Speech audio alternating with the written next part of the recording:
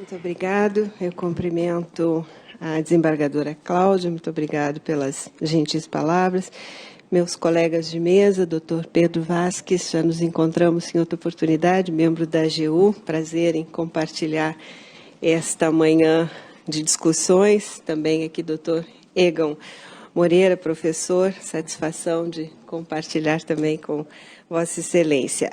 Cumprimento também e agradeço o convite que me foi feito pela Imagens e pela AGU, desembargador Márcio, a doutora Mariana aqui presente, e principalmente ao coordenador científico desse evento, o desembargador Gebran, e não pude participar, ontem tivemos um dia todo de sessão, desde as 10 da manhã, isso significa que a segunda-feira foi toda dedicada também a atender os advogados, então realmente a minha participação aqui foi muito restrita, o que eu senti muito até pelos comentários que tenho ouvido, e parece que fizeram até serão, né? Se eu não me engano, está todo meio de ressaca hoje, que foi até tarde nos 2 dias, o que significa que realmente as discussões, né, foram aprofundadas, enfim, as reflexões, e o tema realmente exige essa profundidade e essas reflexões todas, até por ser um tema que recém estamos começando, né, a tratar e a desenvolver, e eu falo principalmente aqui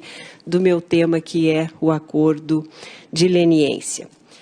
E o que eu vou falar hoje é mais ou menos a experiência que eu passei em face de um caso concreto, e o doutor Fernando, que está aqui, doutor Fernando, quando eu o sucedi no gabinete, né, recebi também este processo em que tive que enfrentar pela primeira vez essa discussão sobre o acordo de leniência. E era uma questão muito interessante porque o Ministério Público Federal havia feito, no âmbito da Operação Lava Jato, havia firmado um acordo de leniência com uma determinada empresa. E o que aconteceu é que a União ingressou com uma ação de improbidade contra vários réus, agentes públicos e também pessoas jurídicas de direito privado, pessoas físicas também de direito privado, e dentre estas, esta empresa e os sócios desta empresa. E nesta ação de improbidade pede a indisponibilidade dos bens, né, como uma medida cautelar, o que é deferido pelo juiz de primeiro grau. O Ministério Público Federal, então, ingressa nos autos, apontando exatamente a realização daquele compromisso, daquele acordo de leniência, dizendo, então, que não cabia a ação de improbidade, que não cabia, melhor dizendo, a indisponibilidade de bens, já que havia sido negociado naquele acordo de leniência um valor a título de reparação dos danos ao erário público. O juiz de primeiro grau, em face da manifestação do Ministério Público Federal, ele revoga a decisão anterior e levanta a indisponibilidade, afasta a indisponibilidade de bens daquela empresa. E é, então, o agravo, o desembargador Fernando deve lembrar bem, a primeira decisão até foi dele, aí vem o agravo de instrumento para o tribunal. Então, a partir daí foi, então, que debrucei-me sobre esse instituto, o acordo de leniência, e realmente, naquele momento, não havia a doutrina muito incipiente ainda, né, como é natural até em face da legislação também muito recente. Então, passei a examinar o acordo de leniência. Uma das primeiras questões que me pareceu importante examinar ali era exatamente como inserir, né, o acordo de leniência num chamado microsistema anticorrupção que surge, né? Sabemos esse microsistema anticorrupção que contempla a Lei de Improbidade Administrativa, a Lei 84/29, que contempla a própria ação popular, que contempla a lei que veio reger a colaboração premiada. E o acordo de leniência propriamente dito, ele já havia surgido anteriormente no âmbito do sistema Brasileiro de Defesa da Concorrência, isso em 2011. Anteriormente já havia autorização, mas a sistematização veio quando é estruturado o Sistema Brasileiro de Defesa da Concorrência, que autorizou o CAD a celebração do Acordo de Leniência. Mas o que nos interessa aqui é o Acordo de Leniência previsto na Lei 12.846, que é a Lei Anticorrupção, que veio estatuir sobre a responsabilidade administrativa e civil das pessoas jurídicas de natureza privada pela prática de atos contrários ao interesse público, admitindo, inclusive, a responsabilidade objetiva. Voltando ao caso concreto, portanto, eu tinha 2 diplomas legais regendo a matéria. A Lei de Improbidade Administrativa, estava, enfim, em face de um processo que tratava da improbidade administrativa e tinha um acordo de leniência regulado pela Lei Anticorrupção.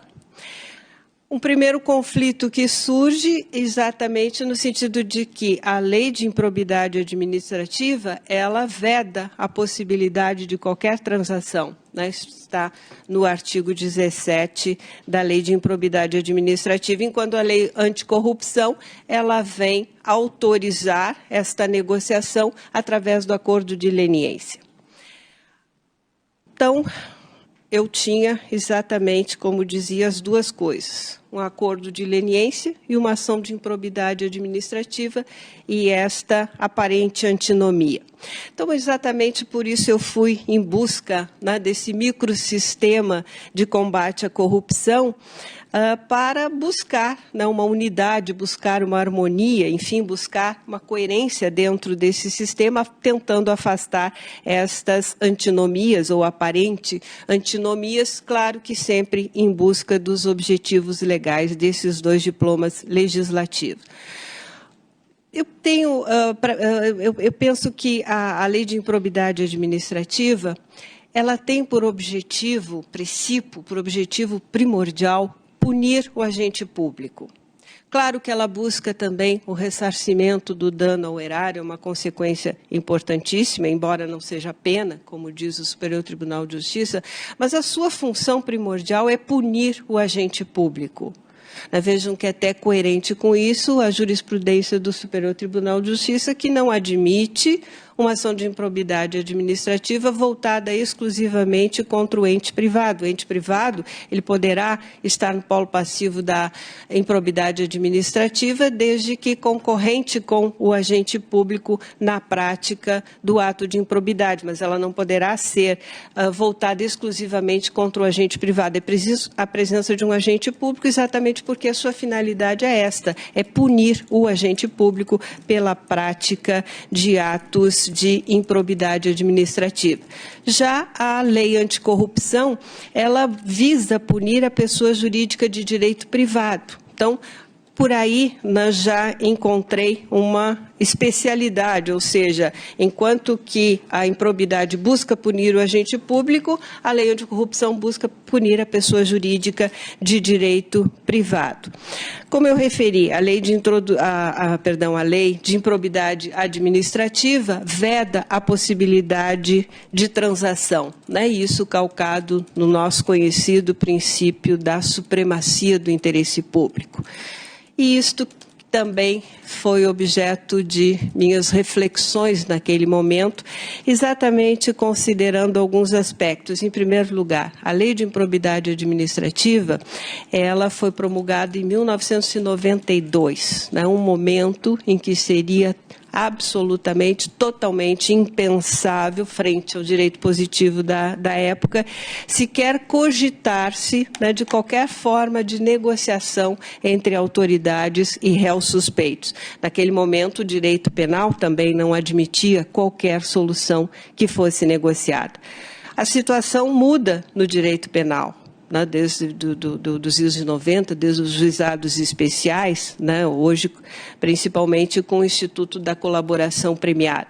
Então, notem que havia esta perplexidade inicial. Ora, se é possível negociar as consequências, isto hoje, claro, negociar as consequências penais, mesmo naquelas hipóteses de infrações de maior gravidade, pareceu-me que não remanescem justificativas que impeçam negociar sanções civis no âmbito da improbidade administrativa, né? Se é possível negociar sanções tidas como mais graves, não será possível transacionar no âmbito de uma ação de improbidade? Parece que aqui havia realmente uma incoerência, e por isso pareceu-me que as mesmas razões que justificam esta solução, afastar ou mitigar este caráter obrigatório da ação penal, elas estão presentes no campo da responsabilidade por atos de improbidade. Então, não me parece difícil fundamentar a possibilidade de transação, ou seja, abrir mão de sanções, abrir mão de punições no âmbito da improbidade administrativa, mesmo diante daquele dispositivo, exatamente buscando aquela harmonia que eu mencionava no âmbito desse microsistema. E um aspecto interessante, não me parece aqui que se está a negociar, restringir ou dispor do interesse público. Pelo contrário, está se buscando a melhor forma de atingir o interesse público. O administrador não estará dispondo ou abrindo mão do interesse público, mas, ao contrário, realizando. Ao Estado interessa a responsabilização de todos os agentes, interessa o ressarcimento integral do dano ao erário. E a obtenção das informações, a obtenção de informações será essencial para atingir esse objetivo.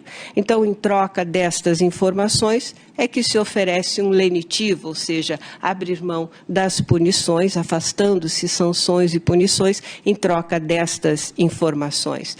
Como eu dizia, não se trata de facilitar ou abreviar atos de investigação, mas sim um instrumento que possibilita, de forma efetiva, o combate à corrupção, com a apuração dos fatos e sua demonstração de forma cabal, de forma exatamente a construir um meio de obtenção de provas, a subsidiar de maneira segura a fixação de penalidades. Então, a troca de informações por benefícios quanto às sanções não significa abrir mão ou relativizar ou restringir o interesse público. Ao contrário, permite atingi-lo de forma mais eficiente. Uma outra questão que restou para mim muito clara neste exame é que nem a lei de improbidade administrativa e tampouco a lei anticorrupção abrem mão do ressarcimento integral do dano. Então, o que se pode negociar em um acordo de leniência são as sanções, são as punições, mas jamais o ressarcimento integral do dano. Mas a principal controvérsia que examinei naquele caso concreto foi a questão da legitimidade para firmar o acordo de leniência. A lei anticorrupção diz que, no âmbito do Poder Executivo Federal, é a Controladoria Geral da União o órgão detentor de competência exclusiva para celebrar o acordo de leniência. Entendi naquele momento que exatamente o acordo de leniência ou a legitimidade para a celebração do acordo de leniência está sob reserva legal. Tanto que hoje temos, inclusive, uma lei que autoriza o Banco Central também a um acordo administrativo nos mesmos moldes do acordo de leniência. E notem que eu estava em face de um caso concreto em que o acordo de leniência havia sido firmado pelo Ministério Público Federal, sem autorização legislativa. E repito, entendi que esse tema está sob reserva legal. Só a lei poderá autorizar um ente a firmar o acordo de leniência. Tivemos a medida provisória 703, que autorizava até o Ministério Público ao acordo de leniência, mas ela perdeu eficácia em face do decurso do prazo. Então, entendi naquele momento que a Controladoria Geral da União, nos termos da lei, é que detinha a competência para a celebração desse acordo. Claro que é muito importante a participação de outros órgãos, principalmente do Ministério Público, porque, ao mesmo tempo em que a Controladoria Geral da União é quem tem condições de apontar o valor do dano, ou pelo menos de aproximadamente o que foi o dano ao erário, será o Ministério Público quem terá condições de dizer se as informações interessam, se as informações que serão negociadas naquele acordo de leniência são mantém o seu interesse, poderão ser informações até já prestadas ou até que já surgiram, ou seja, informações que não haja esse interesse. Então, a presença do Ministério Público nesse acordo de leniência, ela sim é muito importante. Claro que o tema é muito polêmico, né? Estou manifestando o meu entendimento à época. E vejam que, nesse caso concreto, o próprio Ministério Público afirmava que o seu acordo de leniência, ele não estava ali abrangendo a integralidade do dano. Havia sido fixado, né, através de um cálculo, né, uma fórmula que foi trazida, inclusive, quanto a este valor do dano, mas realmente eles não afirmavam que aquele valor apontado no acordo de leniência que eles haviam celebrado era o valor integral do dano, né? Então, vejam que até nesse aspecto persistia o interesse da União na indisponibilidade dos bens. Com isso, eu mantive, então, a indisponibilidade dos bens, e principalmente quanto a esse aspecto não se tinha a ideia de qual seria a dimensão, de qual seria o valor integral do dano causado ao erário público. Posteriormente, após uma longa negociação, a CGU firmou o acordo de leniência com aquela empresa, a empresa que era parte naquele processo, naquele agravo de instrumento que conheci. E aí surgiu um outro aspecto muito interessante, porque foi, então, firmado o acordo de leniência entre a Controladoria Geral da União e a própria AGU e aquela empresa, e um dos compromissos ali assumidos era a desistência da ação de improbidade. Então, a AGU ingressa naquele feito, pedindo que, em face daquela empresa, fosse extinta a ação de improbidade administrativa. E isso acabou sendo deferido, ou seja, retirou-se do polo passivo daquela ação aquela empresa, porque havia firmado, então, de forma legítima, o acordo de leniência.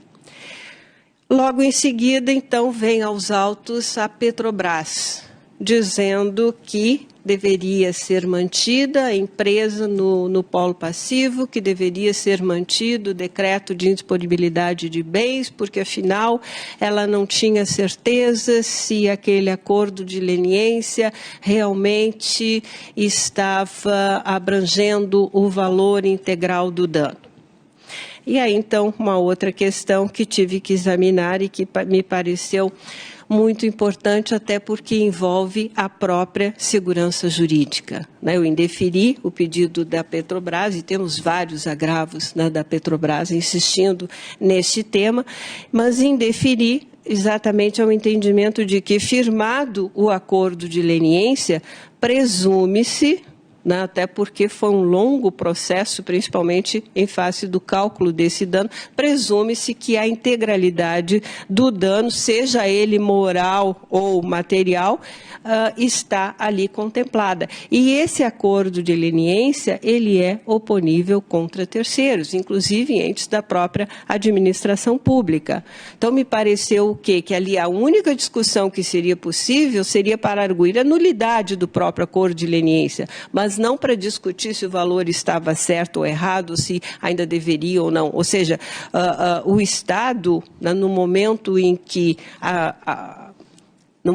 firma esse acordo de leniência, ele tem que honrar os compromissos assumidos, né, prestigiando, assim, a própria segurança jurídica, que exige a confiabilidade, o princípio da segurança jurídica e da proteção da confiança, que obriga a administração pública a honrar o compromisso assumido. E vejam que, se assim não for, o que vai sobrar para o acordo de leniência? Um total desprestígio, né? Ou seja, quem vai firmar um acordo de leniência, sabendo sabendo que vai firmar de um acordo, vai firmar de um lado, sem garantia nenhuma, porque de outro lado virá um outro órgão da própria administração pública a exigir que se mantenha ação de improbidade, que se mantenha a disponibilidade dos bens para discutir aquele valor, ou seja, alguma coisa que realmente não prestigia a segurança jurídica. Então, e esses exemplos são vários, os agravos da Petrobras, buscando que se mantenha, empresa que se mantenha a disponibilidade dos bens. Por ora, na turma temos indeferido, a turma tem sido unânime nesse sentido, mas claro que eu sei que a discussão ainda vai muito longe. Bem, essas eram as questões que eu trago, como dizia, fruto de um caso concreto, e me parece que são suficientes já para provocar aqui um debate, para provocar grandes discussões. Agradeço a atenção de todos. Muito obrigada.